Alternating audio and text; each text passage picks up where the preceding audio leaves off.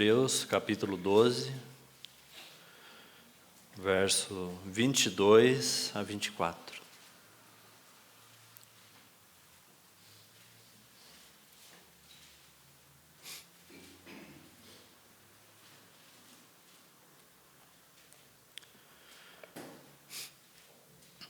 Mas tendes chegado ao monte Sião, à cidade do Deus vivo, a Jerusalém celestial, e a incontáveis hostes de anjo, a universal assembleia, a igreja dos primogênitos arrolados nos céus, e a Deus, o juiz de todos, e os espíritos dos justos aperfeiçoados, e a Jesus, o mediador de nova aliança, e ao sangue da aspersão que fala coisas superiores a que fala o próprio Abel. Irmãos, vamos, com a ajuda do Senhor, seguir falando a respeito da visão celestial, dependendo do Espírito Santo, fazendo de fato desse cântico nossa oração, e que assim o Espírito Santo nos guie na palavra. Porque quando falamos a respeito da visão de Deus, a visão de Cristo, estamos realmente reconhecendo que está além da capacidade humana, porém disponível na Palavra de Deus, pela provisão do Espírito Santo, para que de alguma forma possamos tocar essa visão. E como falamos, a visão celestial é o que nós temos de maior e de mais elevado, disponível à Igreja de Deus. É por isso que nenhum indivíduo salvo é suficiente para essas coisas. A visão celestial só pode ser tocada de maneira coletiva, junto com todos os santos. Como nós já vimos, o Senhor, através da igreja, por meio da igreja, Ele então derrama da sua multiforme e sabedoria do Senhor, para que pela igreja a multiforme sabedoria de Deus se torne conhecida agora. Nenhum indivíduo é suficiente em si mesmo. O Senhor veio de alguma forma ou de outra, revelando esta visão em partes. Ele veio trazendo essa visão por meio de todo o Antigo Testamento, por meio dos seus servos, por meio de Abraão, por meio de Moisés, de Davi e assim por diante, e tantos outros homens, né? Davi, José, por exemplo, homens que mostram com tanta precisão um tipo do nosso Senhor Jesus, né? Mas eles eram servos de Deus, representando ali um tipo do Senhor Jesus, não na sua totalidade, mas em partes.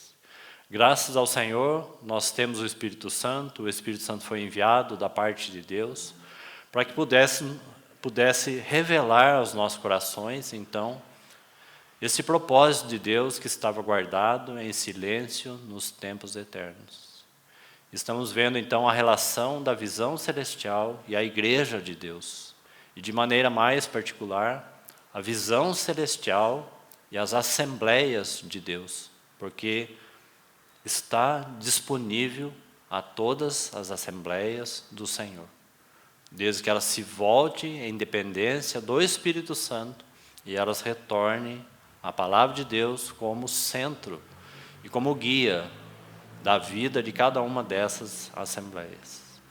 Então, nós vamos seguindo com mais alguns textos. Nós começamos ali falando em Apocalipse 21 e vimos que a Jerusalém celestial, aqui em Hebreus, Jerusalém celestial, em Apocalipse, a nova Jerusalém, ou a santa cidade, né? A cidade santa, que descia do céu, porque nós estamos falando da visão de João, daquele mais alto e sublime monte, né? Do trono de Deus. João está vendo então a santa cidade, não mais a figura, mas ele está vendo a realidade da figura, né? Então a santa cidade, a Jerusalém celestial, e não só isso, todos esses termos são importantes, que descia do céu, da parte de Deus, como noiva ataviada, a esposa do Cordeiro. Então todos esses termos mostram que a noiva, a esposa do Cordeiro, a santa cidade, quando que revelada pelo Espírito Santo, nós podemos então compreender que é a igreja de Deus. Essa igreja é, sem dúvida, a igreja de Deus é o caminho do Senhor para todas as coisas. O caminho do Senhor, o caminho de boas obras, as quais nós devemos andar.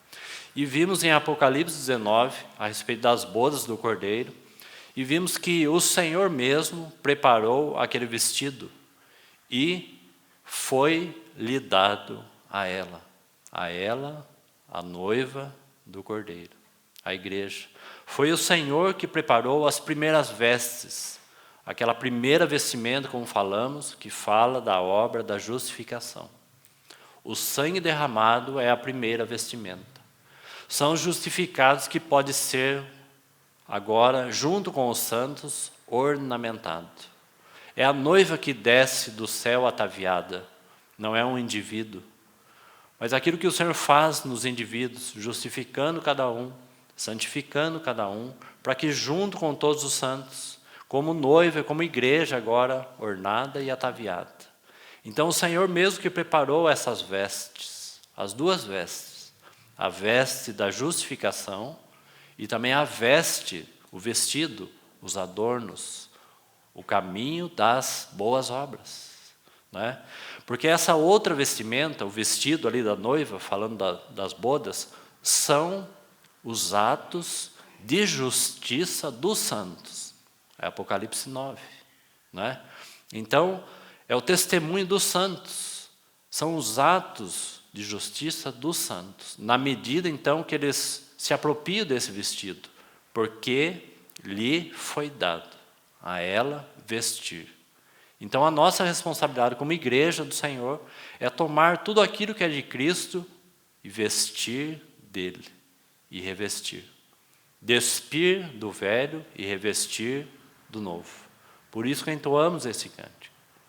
Então, tomamos tudo aquilo que nos foi dado, tudo aquilo que é de Cristo mesmo, né? Necessitamos mais de ti. É como que um ponto final e um resumo. O que nós precisamos para a nossa vida coletiva? Uma coisa só. Precisamos mais dele. Precisamos mais de ti. Mais do seu caráter, mais das suas glórias, mais do seu serviço. Precisamos mais de ti. E por isso que o coração de Davi revela tanto aos nossos corações. Porque uma coisa peço e a buscarei. Davi compreendeu muito bem que se ele habitasse na casa de Deus, era ali que o Senhor estava.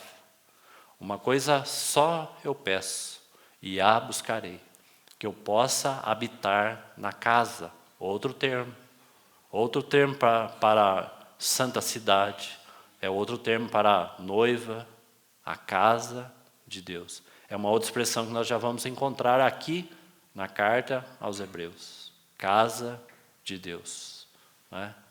A casa de Deus, como Paulo vai dizer em 1 Timóteo, capítulo 3, o verso 15, né? Para que, se eu tardar, fique ciente de como se deve proceder na casa de Deus, que é a igreja. Então, mais um termo importante e precioso. Então, o que nós carecemos é mais agora dos adornos de Cristo.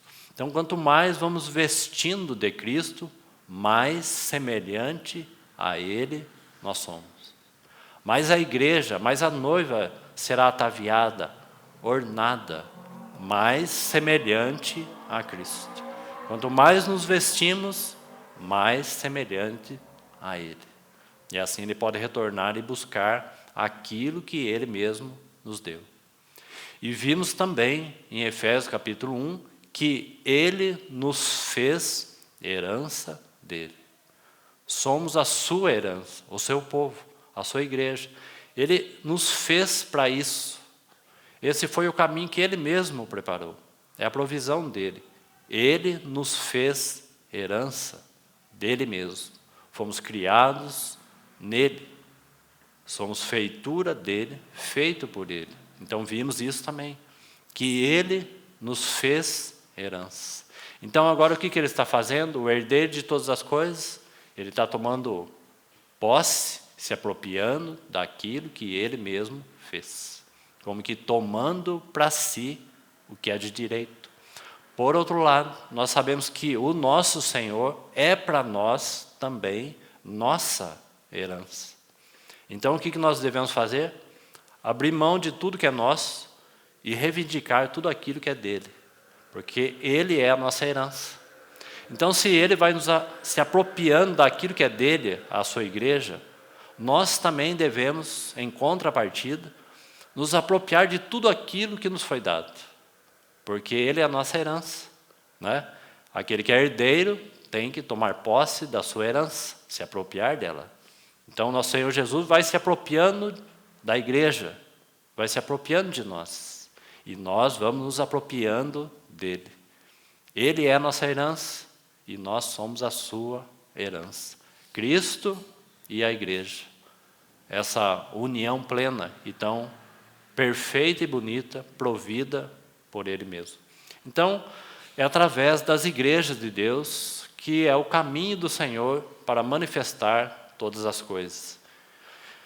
Agora vamos olhar então um pouco para esses versos, até já foi lido mais de uma vez, mas vamos aí fazer mais algumas considerações, que foi aqui que nós paramos, e vamos seguir aí até o tempo que o Senhor permitir.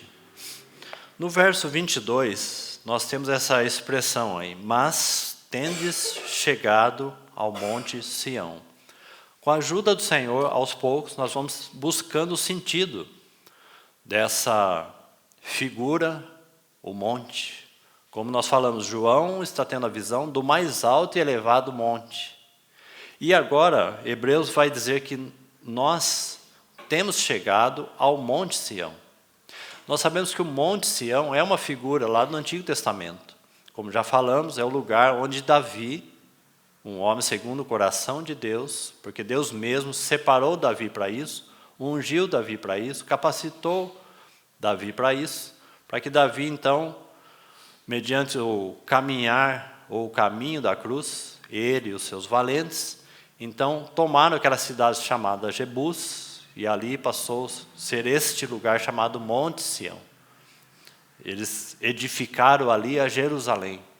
Jerusalém se tornou então ali naquele lugar uma cidade fortificada, com os muros. Davi trouxe ali a presença de Deus, a arca do Senhor. Então a glória do Senhor estava ali em Jerusalém. Como nós falamos, nós temos que falar sobre isso pensando na realidade espiritual. Porque a igreja é a nova Jerusalém, a cidade celestial. E esse texto é tão impressionante e tão bonito, porque essa expressão, mas tendes chegado, se nós olharmos para a nossa condição e para nós mesmos, isso aqui seria impossível. Como que nós poderíamos ter chegado a este lugar chamado Monte Sião? E o seu significado é lugar de refúgio. Deixe marcado aí, eu gostaria que os irmãos abrissem agora de novo em Isaías, para os irmãos perceberem aí, porque nós estamos citando esses versos já ao longo do tempo. Olhe lá então para Isaías capítulo 4, o verso 5, um dos versos aí chave e principal dentro daquilo que estamos falando. E nós vamos aí com a ajuda do Senhor montando como que um quadro, não é? Para compreendermos então a realidade desta visão celestial nas assembleias do Senhor, de maneira que isso seja prático para nós. Então veja aí o verso 5 de Isaías 4. Nós já lemos várias vezes.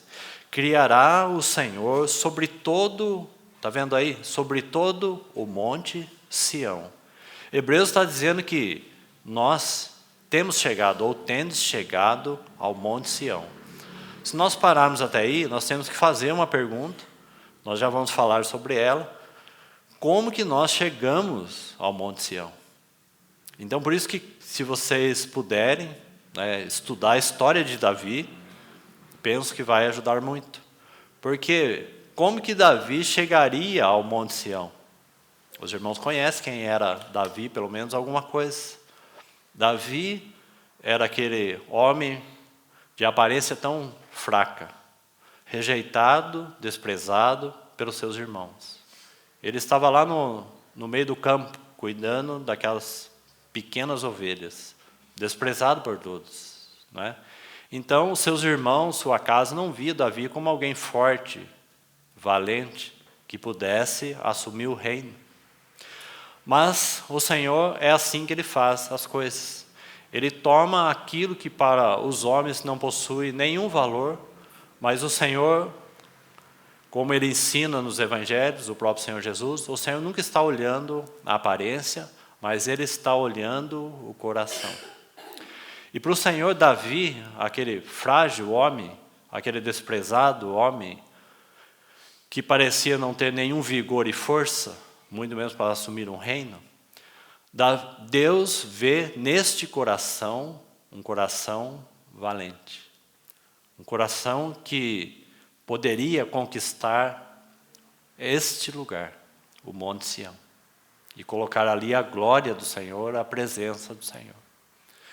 Então o Senhor vai dizer que Ele mesmo achou a Davi, porque ele estava lá longe de todos. né? Passava suas noites no campo, longe da sua casa, longe de todos, esquecido de todos, né?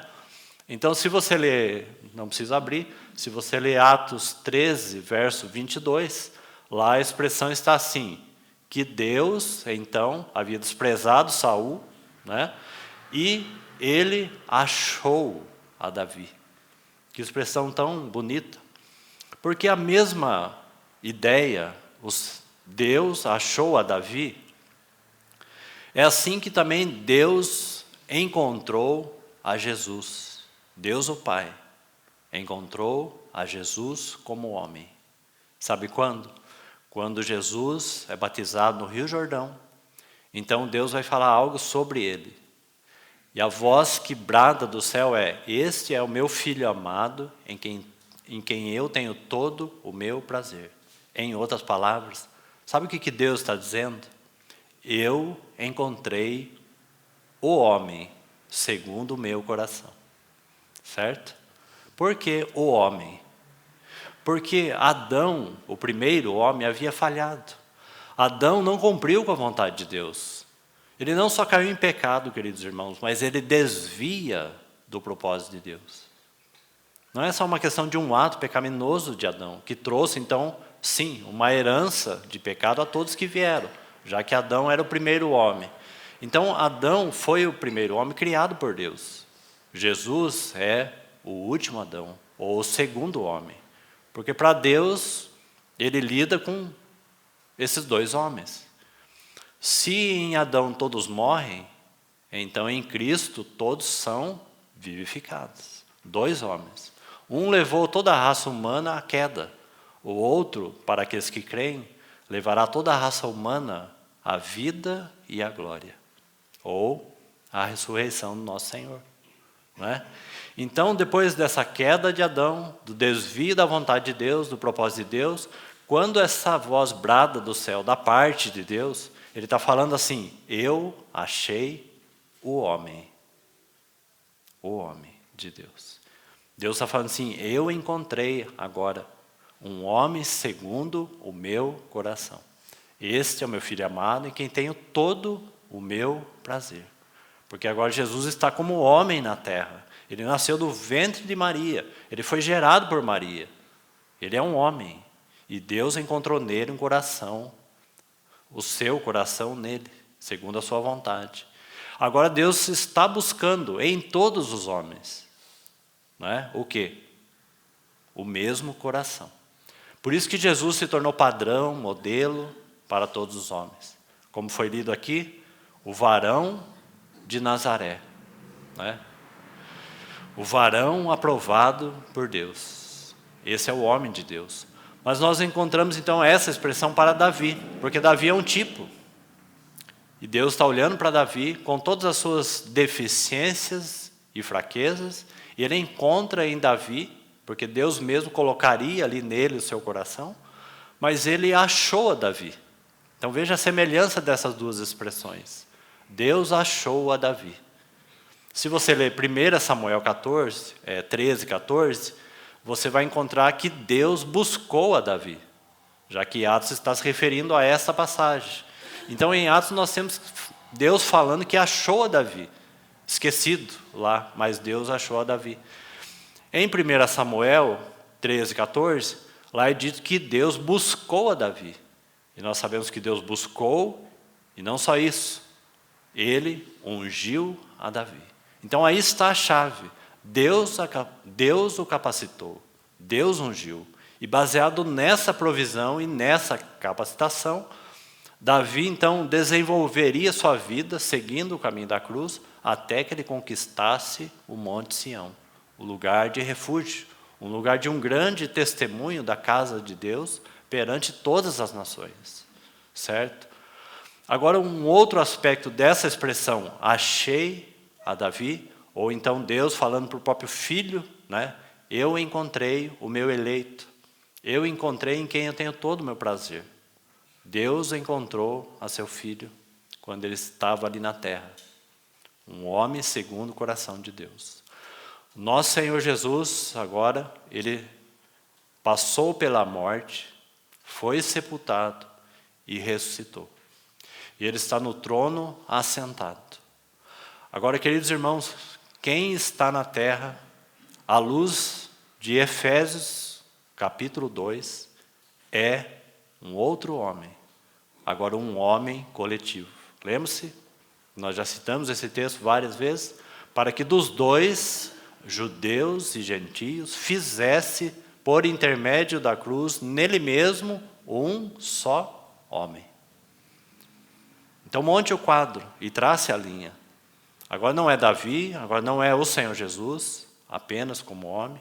Agora Deus está buscando o seu coração neste novo homem coletivo, a igreja, a noiva de Cristo. Então Ele quer encontrar na igreja o seu coração. Ele quer encontrar na igreja a sua vontade. Para que a igreja então caminhe mediante a visão celestial. Então nós temos Davi, o Senhor Jesus, o Espírito Santo é enviado do céu para isso, e nós temos aí. E isso toca então nossas vidas. Isso toca o presente, isso toca hoje. O que o Senhor está buscando na sua casa? O que o Senhor está buscando na igreja? Uma coisa só Ele está buscando. Ele está buscando encontrar o seu coração ali. Em outras palavras, encontrar a sua vontade. É isso que Ele está buscando nesses dias. Então, agora sim, olhando aí para Isaías, o verso 5, criará o Senhor sobre todo o monte Sião e sobre todas as suas assembleias, veja aí, uma nuvem de dia e um fumo resplendor de fogo, chamegante de noite. Porque sobre toda a glória se estenderá. Então nós falamos um pouco sobre isso. Aqui está. Em Apocalipse é dito que a santa cidade, a noiva do Cordeiro, a qual tem o quê? A glória. Não é isso? Ele está falando da igreja. Por que a igreja tem a glória? Por causa de Cristo, a qual tem a glória. Certo? Veja o que essa passagem está dizendo. Porque sobre toda a glória, está falando da mesma coisa, da glória das assembleias. Porque sobre toda a glória se estenderá um dossel. O que é dossel? Proteção. O que é Monte Sião? O lugar de alto, um lugar alto de refúgio. O Monte Sião é um alto refúgio. O que representava Jerusalém lá na sombra? Um lugar seguro. Um lugar onde as nações temiam a Jerusalém, porque lá era conhecida a cidade do grande rei, o valente coração de Davi. Certo? Então lá aquele povo estava o quê? Seguro. Monte Sião. Então isso tem tudo a ver com a passagem ali de Hebreus, porque Hebreus está falando agora para nós. Tendes, pois, chegado ao Monte Sião. Agora volte então ali para Hebreus. Então isso que eu queria mostrar, só apenas o verso 6 ainda aí, ó. Os quais serão para a sombra contra o calor do dia e para refúgio. Está vendo a palavra aí? Para refúgio e esconderijo contra a tempestade e a chuva. Então lugar de proteção é o significado desse Monte Sião. Agora volte ali para Hebreus, vou procurar não passar do tempo, no capítulo 12, então, verso 22. Agora vamos fazer um contraste aí, fazendo uma pergunta. Mas tendo chegado ao Monte Sião, a cidade do Deus vivo, a Jerusalém, então, celestial.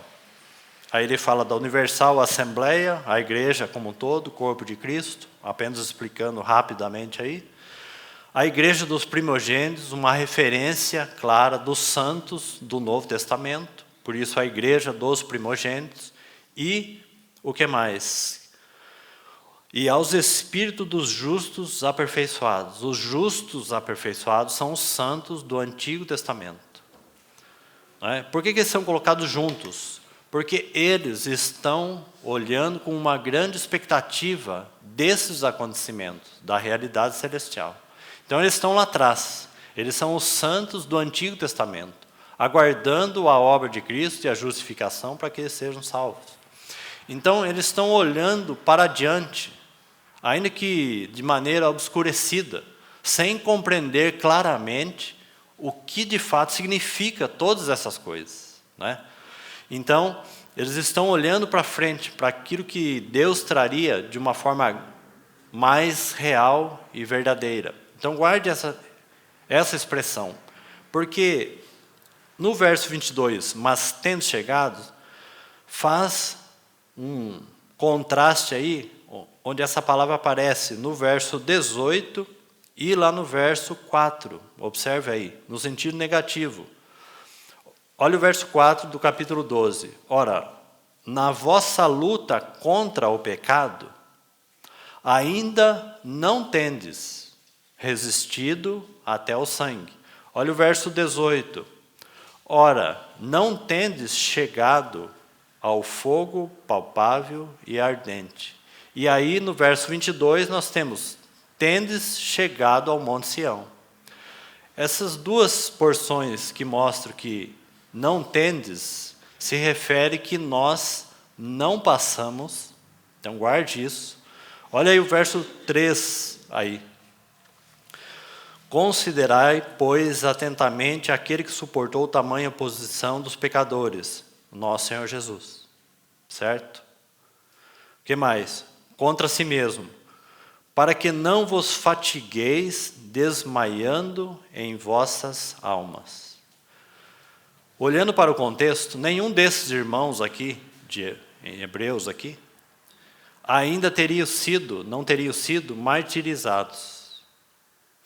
Então, por isso que a expressão no verso 4, ora, a vossa luta contra o pecado ainda não tendes resistido até o sangue. Porque esses irmãos aqui, esses irmãos hebreus, eles não tinham sido ainda mortos por causa do testemunho de Jesus. Eles não tinham sido martirizados ainda. Por isso, não tendo chegado. E eles nem muito menos, assim como nós, né? Não sabemos de fato toda a dimensão como o Senhor Jesus foi contado junto com os pecadores. Tamanha foi a transgressão, certo? Mas nós sabemos que o quanto esse povo aqui, né, padeceu pelo nome de Cristo. Porque Hebreus mesmo relata todas as testemunhas lá de trás. Alguns cerrados ao meio. Muitos foram mortos. Não é?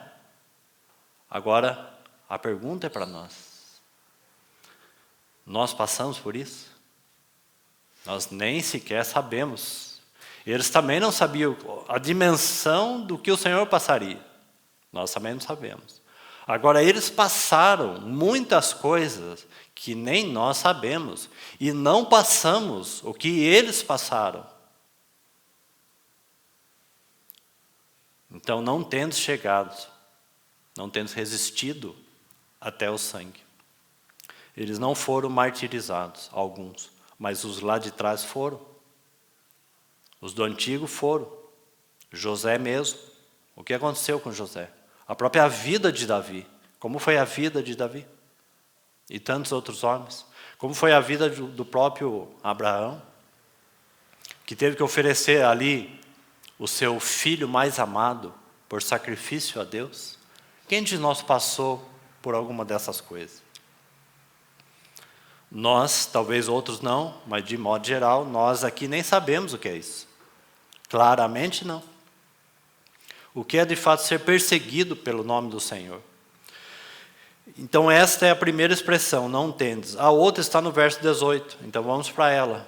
Para os irmãos apreciarem, no tempo que temos, a beleza do verso 22. Então no verso 18, um outro cenário, também terrível. Verso 18, ora, não tendes chegado ao fogo palpável. Vamos lendo aí, porque nós já vamos entender do que se trata. E que nós também não participamos disso. Certo? Não tendes chegado ao fogo palpável e ardente, e à escuridão e às trevas e à tempestade, e ao clangor da trombeta, ao som de palavras tais que, quantos o ouviram suplicavam que não se lhe falasse mais, pois já não suportavam o que lhe era ordenado, até um animal se tocar o monte. Ele está descrevendo um cenário aqui pesado, né, difícil de carregar, nos dias de Moisés. Né? Até um animal se tocar o monte será apedrejado. Na verdade, de tal modo era horrível o espetáculo que Moisés disse: sinto-me aterrado e trêmulo. Irmãos, nenhum de nós provou qual era o peso das exigências da lei como esse povo, que tentava, que labutava, tentando seguir um caminho e não conseguiram. É por isso que Gálatas vai dizer a respeito da lei, que a lei foi dada para conduzir a Cristo. E por outro lado, Romanos vai dizer que a lei foi dada também para mostrar, sabe o quê? A nossa fraqueza.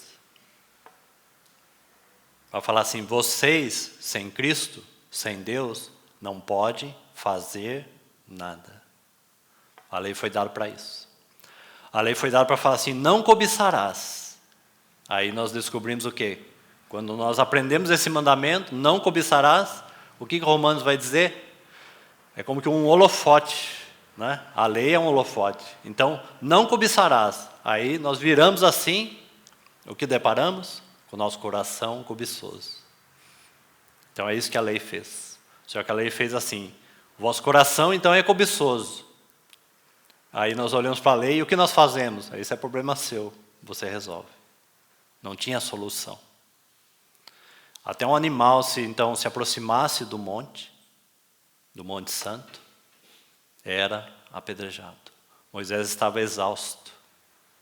Agora, irmãos, esses homens, eles estavam caminhando, nas palavras do próprio livro de Hebreus, eles estavam caminhando e almejando, queridos irmãos, preste atenção nisso, por algo que de alguma forma, dentro deles, eles sabiam que tinha algo maior do que isso.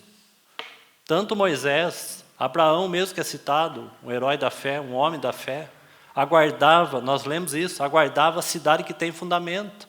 Ele foi caminhando sua vida de altar em altar. O que movia Abraão? Com a certeza que há algo superior a todas essas coisas. E Moisés, nessa condição, o que Moisés está tendo de expectativa? Que há algo superior. Eles peregrinaram ali, Moisés no deserto. Abraão peregrinou em terra estranha, aguardando a cidade que tem fundamento, esperando aquela pátria superior. Você vê o caminho desses irmãos com tanta labuta, com tanto peso, irmãos, para tentando, de alguma maneira, chegar a esse lugar. Agora nós entramos para o verso 22, e nenhum de nós, queridos irmãos, nem no mínimo, participamos dessas coisas, que eles participaram. Ninguém viveu no peso, no terror daquilo que Moisés estava vivendo. Vivemos? Não. Só que o verso 22 vai dizer assim, mas tendes chegado ao Monte Sião, sem fazer nada do que eles fizeram, sem passar por nada do que eles passaram. Mas tendes chegado ao Monte Sião. Se no Antigo Testamento eles vinham da terra tentando chegar a esta cidade superior e celestial, ao lugar santo, irmãos, isso deveria constranger a igreja muito. Nós começamos deste lugar. Porque foi o Senhor mesmo que abriu o caminho e nos colocou aí. Ele nos colocou primeiro nesse Monte Sião. Ele nos colocou nele mesmo, nesse lugar santo, como cidade de Deus. E é a partir daí que nós vamos traçar a nossa caminhada como testemunha. Isso deveria constranger a igreja em nossos dias, porque é um grande contraste. Porque o tendes chegado, mas tendo chegado, a pergunta é essa, como nós chegamos? Eles começaram da terra, nós começamos do céu. Por isso que nós consideramos, então, Volte nesse texto aí em Hebreus 9, para os irmãos perceberem isso. Aliás, capítulo 10, o verso 19, já vamos encerrar aí. Hebreus 10, o verso 9. A outra expressão que destacamos rapidamente, mas vá associando aí os versos lidos, não é? Então a pergunta é, como que nós chegamos a esse lugar de refúgio? Não é? Esse lugar em que os do antigo tentavam e buscavam, não é? Volte um pouquinho aqui, no 11, capítulo 11, deixe marcado aí, rapidamente. Capítulo 11, o verso 8, veja aí a palavra. Pela fé, Abraão, quando chamado, obedeceu a fim de ir para um lugar. Olhe para a palavra, para ver o que o Senhor está dizendo. Está vendo aí? Com o desejo de partir em obediência ao que o Senhor falou, a fim de ir para um lugar que devia receber por herança, e partiu sem saber aonde ia. Não é? Do que ele está falando? Ele está falando da realidade que nós temos. Não é só a questão da terra onde Abraão iria habitar, não. Porque o texto está dizendo que não é só isso. Certo? Partiu sem saber para onde ia. Claro, ali era uma sombra. Eles não sabiam exatamente o que significava. Eles não compreendiam claramente qual era o sentido de Cristo vir em carne, enviar o seu Espírito. Eles não tinham ideia do que realmente era uma verdadeira e genuína Assembleia do Senhor. E que esse era o lugar da vontade de Deus. Eles não compreendiam que Deus não mora em lugar feito por mãos humanas, mas que Deus estava buscando o lugar de habitação entre os homens. Apocalipse 21. Deus com os homens. Esse é o tabernáculo de Deus. Não é? Então, a fim de ir para um lugar que devia receber por herança, e partiu então sem saber para onde ia. Pela fé peregrinou na terra da promessa. Outra hora nós podemos examinar, essa promessa é uma linha traçada pelo Espírito Santo, desde lá de Abraão, que chegou até nós. Hoje foi lida uma grande porção falando dessa promessa. Né? Quando o Senhor Jesus então assentou à destra de Deus o Pai o aprovou, entronizou e derramou o Espírito da promessa. Por isso que todos nós somos filhos de Abraão pela fé, corpo de Cristo. Seguindo, olha o verso 10. Veja que então esse lugar que Abraão partiu sem saber onde ia, está relacionado ao verso 10. Certo? Porque aguardava a cidade que tem fundamentos, da qual Deus é o arquiteto e o edificador. Olha o verso 16. Depois os irmãos leiam aí com mais calma. Mas agora aspiram a uma pátria superior, isto é, celestial. Essa era a expectativa deles. Né? Agora vá lá no capítulo 10, então, verso 19. Como que nós chegamos a esse lugar chamado Monte Sião, alto refúgio. Tendo, pois, irmãos, já lemos esse verso, intrepidez para entrar, veja aí, entrar, veja porque nós chegamos a esse lugar. Né? É a partir daí, é a partir da visão que o Senhor se move. Então, ao entrar no Santo dos Santos, então foi dessa maneira. Aquele que suportou tamanha opressão dos pecadores. Ele o fez. Ele o fez. Ele o fez por nós. Ele fez para a sua igreja. Porque Ele nos colocou neste caminho. Ele nos colocou nesse alto monte. Pelo sangue de Jesus, pelo novo e vivo caminho que Ele nos consagrou pelo véu, isto é, pela sua carne. Verso 21. E tendo grande, está vendo que agora Hebreus já usa uma outra expressão para completar o sentido? Tendo grande sacerdote sobre a casa de Deus. Agora ele está usando outro termo. Ele está falando do Senhor Jesus como sumo sacerdote. Ele falou, Ele mesmo entrou por nós, para que nós possamos entrar com Ele. Como que ele fez? Por intermédio do seu sacrifício. Suportando tamanha opressão dos pecadores por nós, pela sua igreja. Colocando a sua igreja neste lugar. E esse é o ponto em que a igreja então deve se mover. O coração segundo a vontade de Deus. E um último verso para fechar esse quadro, aí estamos fazendo isso resumidamente. Eu gostaria que vocês abrissem na carta aos Efésios. E ali nós concluímos esta porção aí para esta manhã. Efésios capítulo 1, o verso 20 e o verso 6. Então olha aí para sua Bíblia mais uma vez. Vamos ler a partir do 17, apenas para ganhar sentido.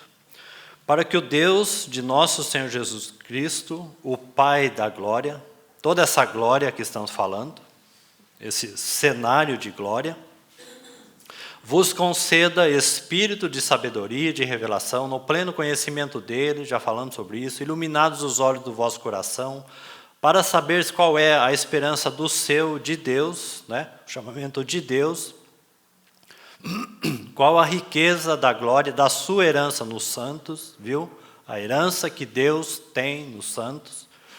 E qual a suprema grandeza do seu poder para com os que cremos, segundo a eficácia da força do seu poder. Agora veja, o qual Deus exerceu ele em Cristo, fazendo o quê? Ressuscitando dentre os mortos e fazendo-o sentar à sua direita nos lugares celestiais. Quem é esse? O nosso Senhor Jesus. Deus o entronizou por meio do Espírito Santo e colocou ele nesse lugar, num trono, assentado nos lugares celestiais em Cristo. E isso com relação a Jesus. Agora olha o verso 5 e 6. Vamos ler a partir do 4. Mas Deus, está vendo aí a chave, essa, junto com a de Hebreus 10, 19? Mas tendo chegado, como? Mas Deus, sendo rico em misericórdia, por causa do grande amor com que nos amou, estando nós mortos em nossos delitos e pecados, nos deu vida juntamente com Cristo, pela graça, sois salvos. Para quê? E juntamente com Ele nos ressuscitou e nos fez assentar, viu? Assentar nos lugares celestiais em Cristo Jesus, para mostrar aos séculos vindouros qual é a suprema riqueza da sua graça e bondade para conosco em Jesus Cristo. Ele entrou e nós entramos com Ele. Aquilo que Abraão, que Moisés, na sua peregrinação, aguardavam a cidade que tem fundamento. Caminhando como que para um lugar sem saber para onde ia e qual era o lugar. Então eles estavam caminhando daqui de baixo para cima. O Senhor nos colocou aqui. Irmãos, isso é obra da graça. Ele nos colocou aqui. E a partir daqui, governado pelo que vemos, governado pelo propósito de Deus, pela visão celestial, então a igreja vai dando o seu testemunho na terra. Ela não é da terra, ela é do céu. Mas ela manifesta os feitos na terra. Como? O caminho de boas obras. De que maneira? Por meio das assembleias de Deus. Que vive aonde? No mais alto e sublime monte. No repouso. No descanso de Deus. E aí podemos servir uns aos outros. Então essa é a glória que repousa sobre a igreja. Que o Senhor nos ajude. Que o Espírito Santo abra os nossos olhos. Que nossa vida seja movida por isso. Tudo seja movimentado por isso. Por isso que falamos.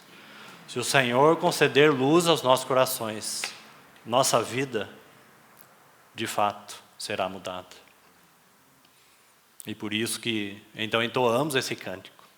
Muda todo o nosso ser. Porque não há nada em nós. Mas tudo pode ser mudado à luz de um renovo da parte do Senhor. Vamos orar. Uma vez mais, a Ti confiamos a Tua palavra em Tuas mãos. Agradecidos ao Senhor pela Tua grande e bendita provisão. O Teu amor com que nos amaste, Tua graça bondosa, Tua fidelidade. Esse caminho que foi aberto pelo sangue e pelo Teu corpo partido naquela cruz. Te pedimos ao Senhor, como já foi cantado em forma de oração. Renova-nos, ó Deus, para que possamos ver o Senhor com mais clareza, que possamos andar com mais plenitude e perfeição de acordo com a Tua vontade.